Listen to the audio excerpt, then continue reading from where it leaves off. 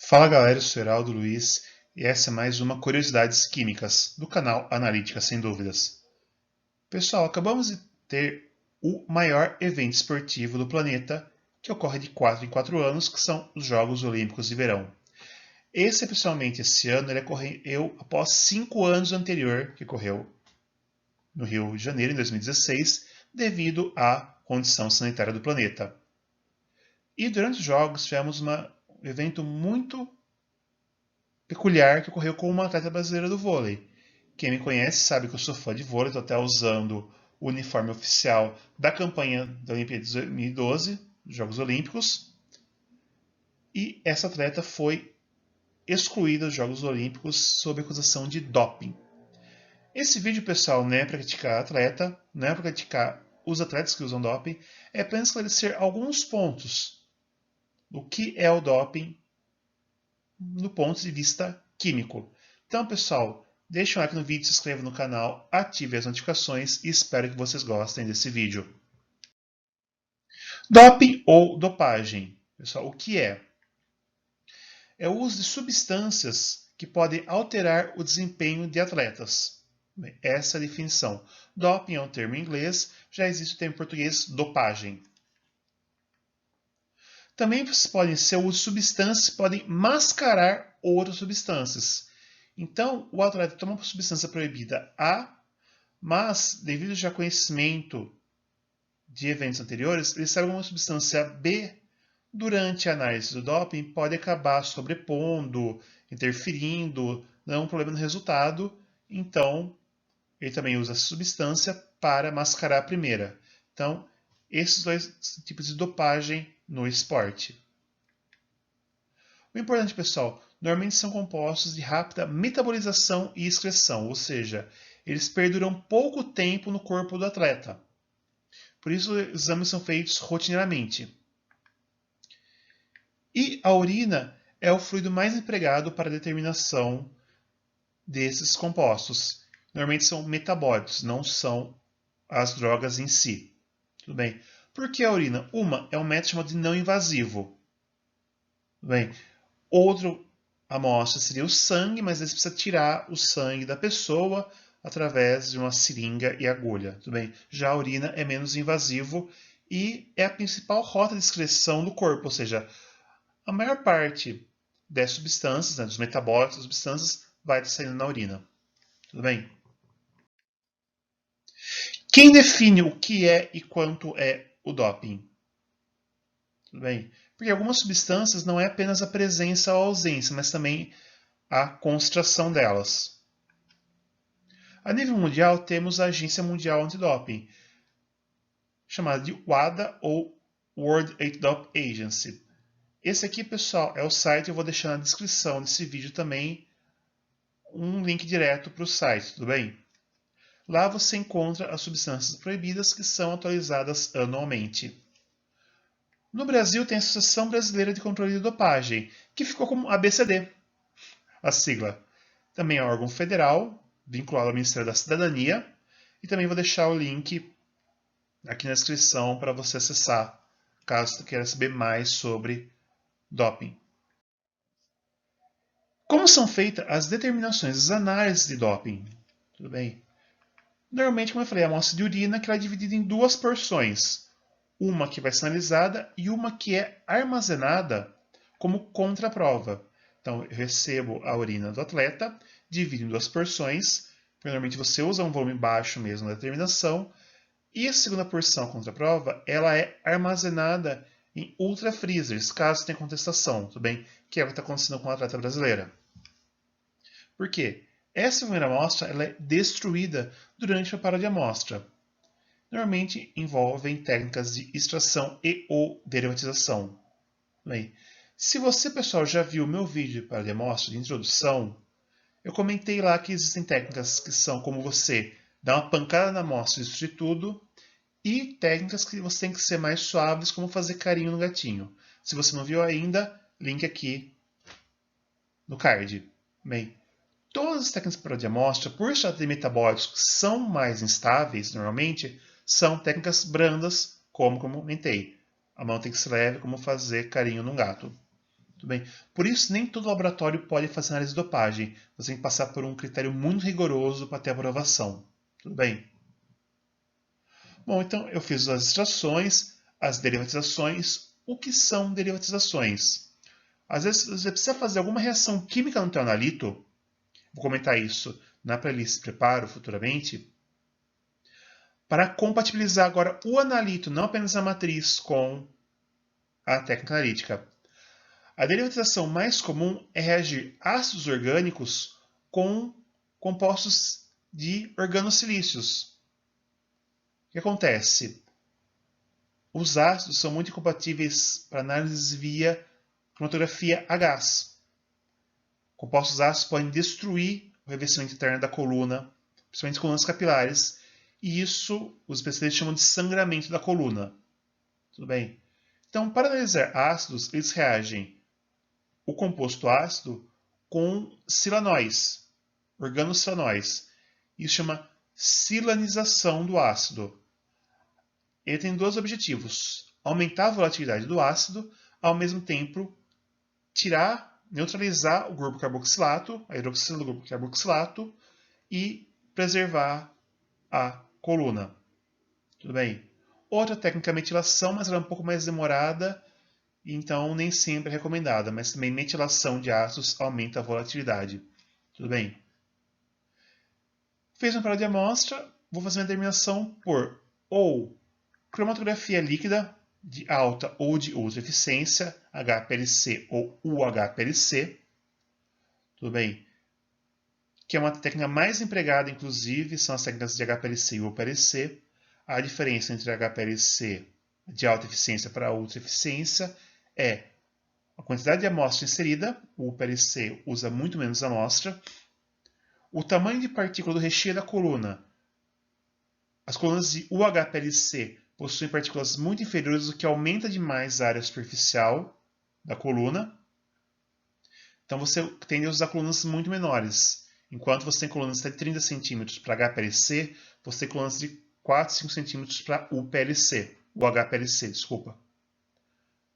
Além disso, pessoal, por se tratar de partículas menores dentro da coluna, você precisa de bombas de maior pressão para proporcionar a fase móvel através da coluna. Então você tem uma bomba mais potente no UHPLC. Por ter uma bomba mais potente e uma coluna menor, o resultado no UHPLC é mais rápido comparado ao HPLC. Tudo bem, pessoal? Então, mas a cromatografia é líquida. Outra técnica de separação, cromatografia a gás. Se eu tenho um composto que é termoestável, ou seja, ele resiste bem a temperaturas até 300 graus e volátil, a cromatografia a gás é mais barata que a cromatografia líquida. Tudo bem? Outra técnica que pode ser empregada também de separação é a eletroforese capilar. Se eu tenho composto que é hidrossolúvel, que é a maioria dos metabólitos são hidrossolúveis porque estão em urina, inclusive, eu posso usar a técnica de eletroforese capilar, que ao invés de eu usar uma bomba para proporcionar os analistas através de uma coluna ou um gás, eu vou ter um capilar, eu vou aplicar uma diferença potencial nesse capilar, que se os analitos forem suscetíveis a campos elétricos, eu posso eles migrarem através de um capilar, separando eles por razão massa-carga, até o detector. Tudo bem? Se minha professora de eletroforese capilar estiver vendo isso, desculpa, como eu trabalho pouco com a técnica que eu lembro da aula, tá? Perdão. Eu sei que ela me segue nas redes sociais, não sei se ela segue o canal. Mas a eletroforese capilar é uma técnica de separação no qual eu vou praticamente usar a movimentação do íon empregando um campo eletromagnético. Bem, ela tem uma grande vantagem que, dentre essas 6 técnicas, é que usa menores volumes para injeção. Tudo bem? Então ela preserva muito a amostra. Eu preciso usar menos amostra do que as outras duas. Após a separação dos analitos, eu vou usar uma técnica de edição, que a mais comum é a espectrometria de massas, ou a simples, ou que chamamos de massa-massa. Como ela funciona? Eu tenho meu analito, meu íon, no caso, né, porque massa tem que ser íon. Eu separo esse analito já ionizado e eu forço uma fragmentação. Por quê? Algumas vezes, pessoal, embora é muito difícil coeluírem, eu posso ter dois compostos de mesma razão massa-carga, ou de mesma massa. Só que a hora que eu fragmento ele, que eu forço uma reação secundária, que é muito parecida com a célula de reação e colisão que eu apresentei em CPMS, eu fragmento esse íon em íons menores e mesmo o meu íon, que nós chamamos de íon mãe ou íon primário, tem a mesma massa-carga, dificilmente ele vai ter os mesmos mecanismos de fragmentação gerando os mesmos íons. Ele vai gerar íons diferentes, então eu posso gerar uma impressão digital do meu analito, melhorando assim a conformação dele. Tudo bem? Tanto na identificação como na quantificação, se for o caso. Tudo bem? Lembrando, algumas substâncias não é apenas estarem presentes ou não, mas também tem a concentração permitida. Pessoal, se não for claro, por favor, dúvidas nos comentários. Então, aí para isso. Lembrando, pessoal, tudo isso tem que ser validado, obviamente, pessoal, não é qualquer técnica. Então, tudo isso tem que passar por validação, que eu já falei para vocês. Se não viram ainda ou não lembram, card aqui para validação. Agora, quais são as classes de substâncias, pessoal? Tem três classes principais. São substâncias proibidas o tempo todo, durante competição ou fora de competição. Substâncias proibidas apenas durante competição. E o terceiro grupo de substâncias proibidas apenas para alguns esportes. E eu vou detalhar algumas delas agora, tudo bem? Primeiro são substâncias sempre proibidas. Normalmente, pessoal, elas têm mais a ver com aumento de força e diminuição de peso do atleta. Vou explicar cada uma. A primeira, pessoal, são a classe chamada de S0, substâncias não aprovadas. Mas espera aí, esse doping é legal? O que quer dizer substâncias não aprovadas? Quer dizer que são substâncias que não têm aprovação para uso em humanos. Tudo bem? Por exemplo, fármacos veterinários. Mesmo que elas não estejam incluídas nas demais categorias, pessoal. Imagina um antibiótico de uso veterinário. Se um atleta toma esse antibiótico, que apesar de antibióticos não ser classe de doping, como ela não tem aprovação para uso em humanos, não vou saber o que vai acontecer com o corpo do atleta, então é uma substância proibida. Se for identificada nas amostras obtidas com o atleta, isso é doping, e isso é caso sério de doping. Isso também inclui substâncias em pesquisa. Imagina que o atleta quis participar de uma pesquisa para um novo antibiótico. De novo, antibióticos não são doping. Só que, como está em pesquisa e ele não sabe qual é o comportamento dele no corpo humano, você não pode utilizar. Então, se identificar uma substância estranha, é considerado doping e é gravíssimo. Lembrando, pessoal, são órgãos reguladores oficiais, como no caso do Brasil é a Anvisa, no caso dos Estados Unidos é o FDA, e também tem aquilo, a Anvisa que manda no Brasil. O cara fala, mas a substância foi aprovada pelo Ministério da Saúde da Conchinchina. Não importa, o que vale no Brasil é a Anvisa. Se a Anvisa não aprova essa substância para uso em humanos, não pode, é doping. Tudo bem? Por isso que tem que saber, tem o nível mundial, que é o ADA, só que também tem o ABCD. Então, se a Anvisa não aprovou uma determinada substância para uso humano, a ABCD automaticamente considera como doping, se for pego em atleta. A classe S1, pessoal, que acho que é a mais ouvida, são os agentes anabolizantes, que são substâncias que agem diretamente no aumento da massa muscular do atleta. Tudo bem? Então, isso vai favorecer o crescimento de músculos ao atleta. Tudo bem? Tem diversas substâncias, pessoal, mas a mais conhecida delas é a testosterona, os derivados de testosterona e análogos à testosterona, ou seja, substâncias que vão agir como a testosterona. Tudo bem, pessoal? Mas espera aí, a testosterona é natural do corpo humano. Homens produzem, é o hormônio masculino. Mulheres produzem também em menores níveis. Existe uma faixa que mulheres produzem de testosterona que é aceitável. Por isso que eu falei, não apenas a presença, mas também a quantidade. Então, nós temos uma faixa de concentração natural de testosterona no homem e na mulher. Se esse composto extrapola a faixa, é doping também. Então, a quantificação também é importante. Derivados. Peraí, então eu não tomei testosterona, eu Também a metiltestosterona, por exemplo, faz uma metilação da testosterona. Também é doping, porque a probabilidade de ter a mesma ação é grande.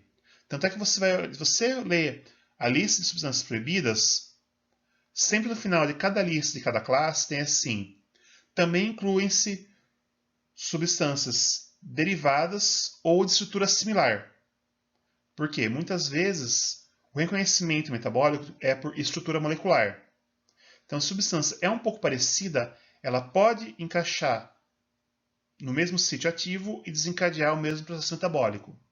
Tudo bem? Então, gerando os mesmos efeitos. Então, sempre vai encontrar isso, substâncias, além de substâncias derivadas e de estrutura química molecular similar.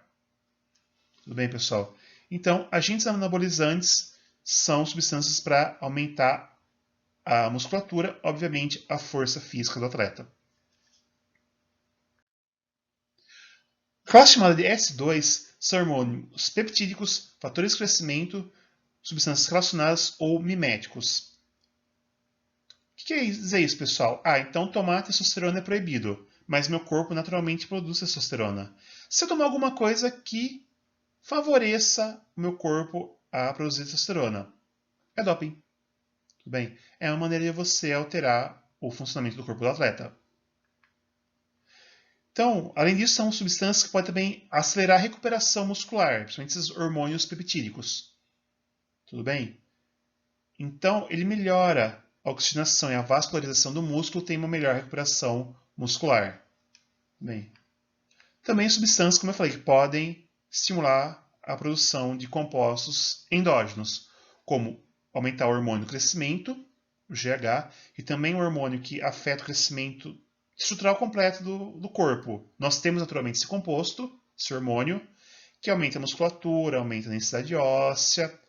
Também os hormônios luteinizantes, que são hormônios relacionados à maturação sexual. Bem, então, esse hormônio que desencadeia a produção tanto de testosterona no homem quanto de progesterona e estrogênio na mulher. Então, se forem encontrados esses hormônios, substâncias parecidas com eles, também é considerado doping, bem, que podem aumentar, forçar o corpo a produzir testosterona, por exemplo. Certo, pessoal? Então, não são anabolizantes em si, mas podem também melhorar a musculatura, aumentar a força física, o tamanho do músculo e também recuperar ele mais rapidamente. Bom, peraí, eu faço musculação e tomo whey. Calma. O whey não são hormônios. O whey, na verdade, são aminoácidos. Bem, os suplementos de proteínas. Lembrando, pessoal, muito cuidado com esses suplementos também. Apesar de eles serem considerados alimentos, não medicamentos, algumas empresas mais pequenas podem introduzir substâncias da classe S2 na composição do whey e não colocar no rótulo. O que vai acontecer? A pessoa vai fazer musculação, vai tomar whey e, obviamente, vai ter um desenvolvimento da musculatura mais rápida quando comparado a outras marcas. E daí vira propaganda boca a boca. Eu tomei tal marca e minha musculatura desenvolveu mais rápido, mas não por efeito da recomposição proteica que os músculos fazem após a musculação. Bem, normalmente o corpo, após a musculação, ele acaba tendo algumas fissuras na musculatura e o corpo começa a pegar aminoácidos e cobrir essas fissuras com novas proteínas. Por isso que o músculo cresce. Tudo bem, pessoal? Pessoal, por favor, consultem sempre profissionais adequados, que são os educadores físicos, os nutricionistas e médicos endocrinologistas, principalmente. Tudo bem? Qualquer dúvida, procurem mais por eles. A classe S3 é chamada de beta-2 antagonistas, que também é conhecido como substâncias broncodilatadoras. O que elas fazem? Elas melhoram a captação de oxigênio no pulmão. Bem, normalmente são substâncias usadas para tratar bronquite, asma ou outras doenças respiratórias. Tudo bem? Com a maior captação de oxigênio, você também diminui o cansaço físico. É muito relacionado o consumo do oxigênio com o cansaço físico do atleta. Tudo bem, pessoal? Então, se for pegar substâncias broncodilatadoras, também é doping. Só parênteses 1.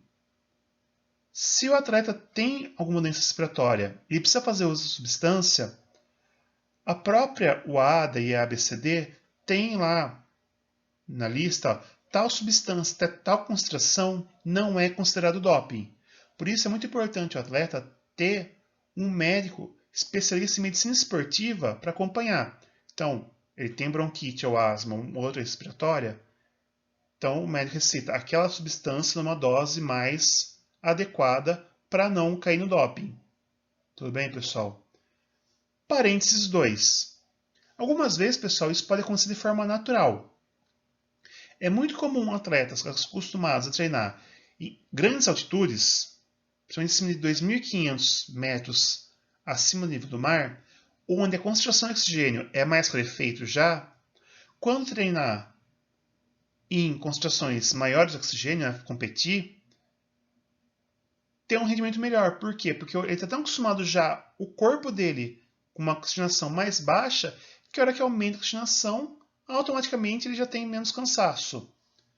É muito comum jogadores de futebol que atuam naqueles estádios do Peru, da Bolívia, da Colômbia, do Equador, que já estão acima de 2.500 metros acima do nível do mar, quando vêm jogar no Brasil, que é mais baixa altitude, correrem mais, cansarem menos por causa disso. Teve um jogo da seleção brasileira de futebol, pessoal, que não lembro se era amistoso, Copa América ou eliminatórios da Copa, que era a seleção brasileira jogando em Florianópolis, ou seja, 0 metros de altitude, com uma seleção desses 4 países que eu comentei, pessoal. De verdade não lembro qual deles era. Mas é uma seleção acostumada a 2.500 metros acima do nível do mar para cima. Eu não esqueço, os atletas não cansavam. Estava acabando o jogo, os atletas brasileiros cansados, já caindo, não tudo mais. E os atletas desse país correndo o tempo todo. Por quê? Está tão habituado com a baixa oxigenação que a hora que caiu na alta oxigenação, rendeu muito melhor. Tudo bem? Esse caso não é doping, pessoal, porque foi a adaptação dele à condição dele treinar. Tudo bem? Ele não tem culpa que onde ele joga o oxigênio é mais baixo, ele precisa se adaptar a isso, e a hora que ele veio jogar aqui, a oxigenação já era mais alta naturalmente. Tudo bem? Os S4 são hormônios e moduladores metabólicos, o nome correto. O que quer dizer isso? Bom, eu não posso tomar testosterona. Eu não posso tomar alguma coisa que melhore a produção de testosterona. Então eu vou tomar alguma coisa que pode diminuir a metabolização de testosterona em algumas rotas para manter o nível alto para o treino. Também é doping. Tudo bem. Então, substâncias que inibem o metabolismo de testosterona e outros derivados e análogos. Tudo bem? Então, eles vão agir diretamente. São muitos hormônios, inclusive, pessoal, que estão nisso. Muitos em tratamentos de câncer de próstata, câncer de ovário, câncer de colo de útero. Então, tem que tomar muito cuidado com essas substâncias, pessoal, porque, apesar de elas usarem para tratamento, o uso inadequado pode causar o desenvolvimento dessas doenças. Tudo bem?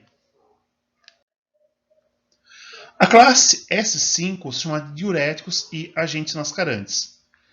Primeiro, os diuréticos, pessoal, eles aumentam o fluxo urinário, ou seja, obrigam o atleta a urinar mais. O que pode acontecer? Eu posso acelerar a excreção de alguma outra substância ou acabar causando a diluição de uma substância proibida. Bem, além disso, pessoal, atletas que dependem de categoria de peso, como lutadores, diversas lutas nas categorias de peso, eu posso forçar a diminuição do peso por perda de líquidos. Lembrando, 1 litro de água pesa 1 quilo. Isso pode levar até problemas renais no atleta. Tudo bem? Então, por isso, se for pego diuréticos, é uma substância proibida o tempo todo. Tudo bem? Além disso, como eu falei, agentes mascarantes, eu já comentei no começo do vídeo, são substâncias que podem tentar enganar o método analítico. Hoje é cada vez mais difícil, não conheço nenhum mascarante diretamente assim, mas por teoria são substâncias que, ao ingeridas, podem atrapalhar o processo analítico para identificar alguma outra substância proibida de outras categorias. Tudo bem? Então, por isso chama o nome de mascarantes. Ah, encontrei essa substância pode mascarar outra substância, um anabolizante ou um hormônio, então também é doping. Tudo bem? Além disso, pessoal, das substâncias tem métodos proibidos. 3 tipos de método proibido que são considerados doping. O primeiro, chamado de M1, é a manipulação sanguínea, que é uma alteração do sangue do atleta. Ou seja, eu posso injetar alguma coisa no sangue do atleta para ter alguma mudança nas propriedades, né? Não pode ser, obviamente, mudanças muito drásticas. Ou então transfusões de sangue. Por quê? Eu posso tirar um sangue com uma substância proibida e acabar incluindo um sangue limpo. Ou então, depende do tipo de esporte, pode causar um estresse oxidativo identificado no sangue. Então, eu trocando, substituindo o sangue do atleta por um sangue novo sem estresse oxidativo, eu posso auxiliar a recuperação do atleta. Tem um ciclista, pessoal, que ele foi pego em doping, além de usar testosterona de um jeito bem peculiar, que ele tomava testosterona com deutérios no lugar dos hidrogênios, que aumentava a massa muscular e ludibriava o espectrômetro de massas, porque, lembrando, o hidrogênio tem massa 1, o deutério, que é o hidrogênio que contém um próton e um nêutron, tem massa 2, então eu aumentava a massa, mas não mudava em nada a estrutura da testosterona. Ele também fazia transfusões de sangue.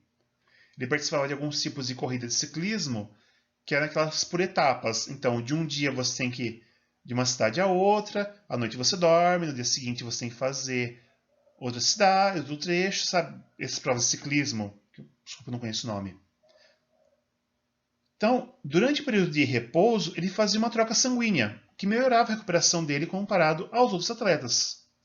Isso foi um escândalo geral, ele perdeu vários recordes, ele teve um banimento eterno da categoria. Eu li recentemente que ele tentou entrar com um processo para retomar, que ele não estava mais fazendo esse tipo de tratamento, tudo. Só que, até agora, ele está banido, está proibido, porque foi muito grave o que ele fez. É muito... Doping é grave, na verdade, tá, gente? Por isso que muitos atletas são levados ao banimento constante da categoria. O método M2 é a alteração química ou física das amostras, que é realmente tentar alterar a amostra pós-coleta.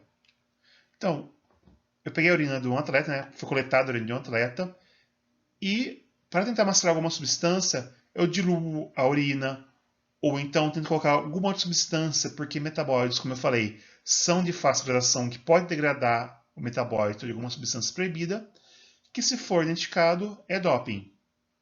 Tudo bem? E a dopagem genética, que é realmente o uso de ácidos nucleicos para fazer alterações na performance do atleta. Pessoal, eu procurei bastante esse tipo de dopagem, não achei nenhum caso, como é feito, então eu vou ficar devendo para vocês o tipo M3, tudo bem? Mas o M1 já foi pego, né, que eu comentei esse ciclista. O M2, eu também não achei nenhum caso do M2, mas tipo, é meio óbvio tentar diluir a amostra, tentar diluir alguma substância. Isso é bem grosseiro, inclusive, na verdade.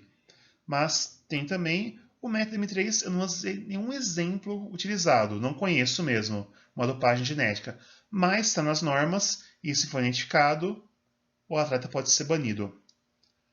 Então, pessoal, isso são dopagens o tempo todo. Então, o atleta, durante toda a sua vida profissional, se for pego em algumas desses testes de dopagem, ele pode ser suspenso ou banido. Parênteses, pessoal. Já houve casos que houve erro na análise, ou então houve o consumo desconhecido da substância. Porque a substância era ilegalmente adicionada em algum lugar, até mesmo em chás naturais eram adicionadas substâncias. Teve o caso de uma outra atleta de vôlei em 2007, que a princípio ela foi banida, foi suspensa do esporte por uma substância diurética. No fim, descobriram que ela estava simplesmente tomando um chá natural e esse chá possuía substância e não estava escrito no rótulo. Bem, por isso que eu falei, os atletas têm que ter apoio de médicos especialistas em medicina esportiva e também outros profissionais. Por quê? Não estava no rótulo. O atleta tomou uma substância, segundo era um chá natural para diminuir a celulite, e tinha uma substância diurética proibida. Ela fez a contraprova, tudo viram que realmente foi uma alteração de um produto sem estar especificado, e ela pode atuar novamente no jogo de vôlei. Tudo bem? Por isso também é guardada contra a prova. Então o atleta tem que estar sempre muito bem, conhecer muito bem as regras de doping, saber o que está tomando, comunicar. Sempre é importante, eu tomei tal coisa, ter esse controle também, para no caso de um doping indevido, ter sua defesa. Tudo bem? Um outro caso também, pessoal, que também aconteceu com uma outra atleta do vôlei, é que ela naturalmente tinha um nível de testosterona mais alto no corpo. O corpo dela produzia mais testosterona e ponto. Por quê? O corpo dela era assim. Inclusive, ela foi pega com 17 anos. Eu vi recentemente uma entrevista dela falando sobre isso. Foi a primeira vez que ela se manifestou, que ela ficou extremamente traumatizada quando falaram isso pra ela. Você vai a ponto de ela pensar em desistir do esporte. Depois viram que não tinha nenhum motivo. O corpo dela produzia mais testosterona que o normal de uma mulher. Ela precisa fazer um tratamento depois hormonal para regular isso e tal. Mas ela foi pegando doping sem ser culpada. Tudo bem, pessoal? Então, sempre tem esses parênteses no caso das substâncias. Pode acontecer consumo indevido. Como eu falei do whey, pode algumas vezes empresas mais picaretas adicionarem substâncias proibidas nesses suplementos proteicos para melhorar o desenvolvimento muscular. E no fim a pessoa acha que, eu treinei direito, eu me alimentei direito, eu tomei esses suplementos e o músculo cresceu. Não, tem um agente dopante no meio. Tudo bem, pessoal? Mas isso são, então, como eu falei, o tempo todo proibido durante a vida profissional do atleta. Agora são as substâncias proibidas em período de competição. Tudo bem, pessoal? Ou seja, durante aquele período, se o atleta foi pego consumindo essas substâncias, é doping. Se for fora, tem aí mais alguns parênteses para acontecer, tudo bem? Primeiro, pessoal, são estimulantes, ou mais corretamente, estimulantes do sistema nervoso central, como cocaína, as anfetaminas, por exemplo, substâncias que aumentam a atividade cerebral ao mesmo tempo que diminuem a sensação de cansaço, ou seja, o atleta consegue correr mais, treinar mais, saber ter uma melhor performance, né? Porque ele cansa menos. Bem, isso já aconteceu de alguns atletas, até um atleta argentino do futebol muito famoso. Assim, como eu falei, não vou citar o nome de ninguém aqui, pessoal, mas vocês já devem saber de qual atleta estou falando. Ele foi pego usando substâncias estimulantes. Teve um jogo na Copa de 98 que ele correu o campo inteiro que parecia que estava ligado no 220. Na verdade, era o uso de estimulantes. Tudo bem? Outra substância proibida, classe S7, são os narcóticos, que por sua vez tem o nome mais correto, substâncias depressoras do sistema nervoso central. Bem, quais são, por exemplo, classes barbitúricos, opiáceos, opioides, benzodiazepínicos, que têm, entre várias funções, ações analgésicas, bem, de diminuir a dor. Ou seja, o atleta pode acabar competindo, mascarando alguma dor, ou então algumas lutas também que depende, que a dor também pode ser causada, boxe, por exemplo, diminuir a sensação de dor, que pode até prejudicar o atleta futuramente, tudo bem? Porque ele está treinando com dor, está competindo com dor, e esses analgésicos podem mascarar essa dor.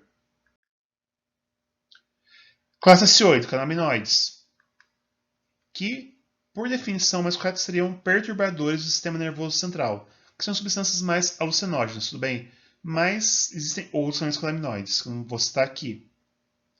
Em doses moderadas, pessoal, tanto os naturais quanto os sintéticos, os naturais são os extraídos da planta cannabis sativa.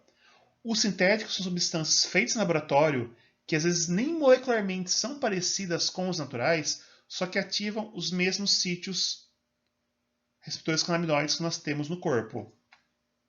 Ele, em doses moderadas, baixas, também pode agir na diminuição da dor.